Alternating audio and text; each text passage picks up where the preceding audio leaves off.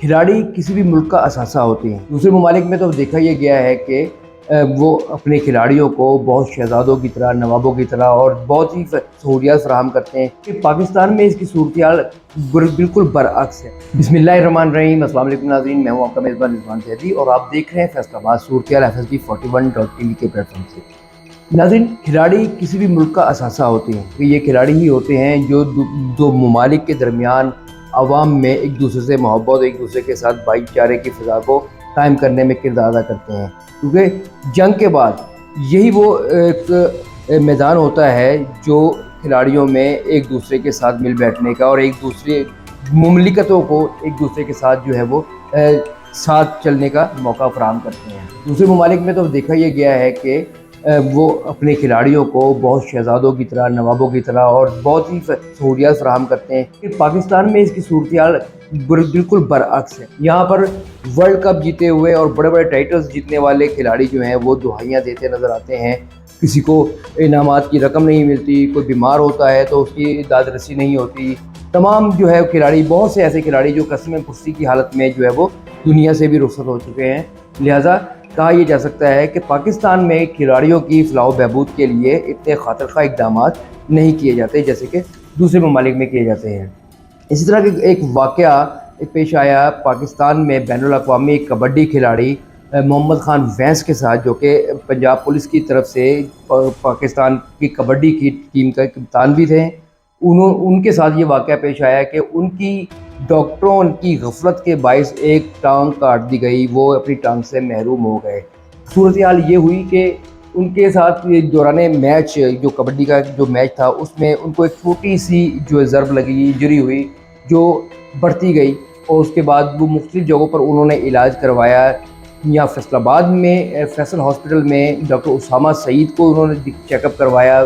Doctor Usama سعید نے اس کو ایک معمول کا جو ہے وہ کیس قرار دیتے ہوئے ان کو آپریشن کا مشورہ دیا کہ ایک چھوٹا سا آپریشن ہوگا اور آپ کی جو ہے ٹانگ اور آپ کی جو انجری جو ہے وہ ٹھیک ہو جائے گی۔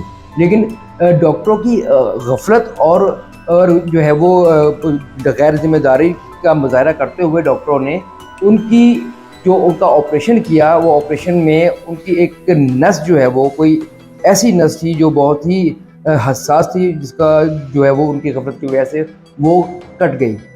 اس کے بعد جو ہے ان کی ٹانگ میں زہر پھیلنا شروع ہو گیا۔ جب ڈاکٹروں نے یہ صورتحال دیکھی، اپنی جان چھڑانے کے لیے انہوں نے لاہور ہاسپٹل میں ان کو جو ہے وہ ریفر کیا کہ آپ وہاں پر اپنا ٹریٹمنٹ کروائیں۔ تو وہاں پر ڈاکٹروں نے ان کو بتایا کہ ان کی ٹانگ میں جو ہے وہ زہر بہت حد تک پھیل چکا ہے، اب اس کا واحد حل جو ہے وہ ٹانگ کو کاٹنا ہے۔ لہٰذا ٹانگ کٹے گی تو آپ بچ سکتے ہیں، ورنہ یہ اس کا اور بھی کوئی صورتحال پیش آ سکتی ہے اور بھی آپ کے ساتھ کوئی حادثہ ہو سکتا ہے۔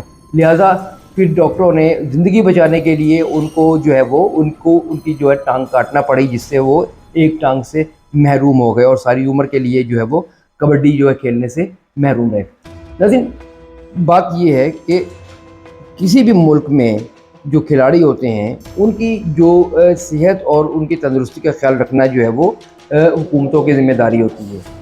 لیکن ایک ایسا بین الاقوامی پلیئر جس نے بڑے بڑے ٹائٹل جیتے، بھارت سے ان کے مقابلے ہوئے، بھارت میں انہوں نے اپنا نام کمایا، بھارتی جو عوام ہے وہ ان کو ان کے نام سے جانتے تھے، لیکن آج وہی جو کھلاڑی ہے، وہی مایا ناز جو ہے کبڈی کا کھلاڑی، اپنی ٹانگ کھو جانے کے باعث عمر بھر کی معذوری کا شکار ہو گیا، جو کہ ان کے خاندان کے لیے اور ان کے لیے بہت بڑا نقصان ہے۔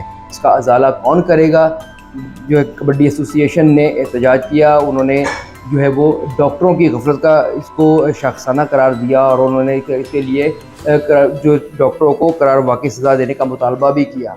لہٰذا ڈاکٹروں کو ان کا کہنا تھا کہ ڈاکٹروں کو ان کی غفلت کا جو ہے وہ شاخسانہ جو ذمہ داران ہیں ان کو قرار واقعی سزا دی جائے، تاکہ آئندہ آنے والے وقتوں میں ایسے واقعات، ایسے حادثات پیش نہ آ سکیں۔ ناظرین، فی الحال اتنا ہی، اگلے پروگرام تک کے لیے اجازت، اللہ حافظ۔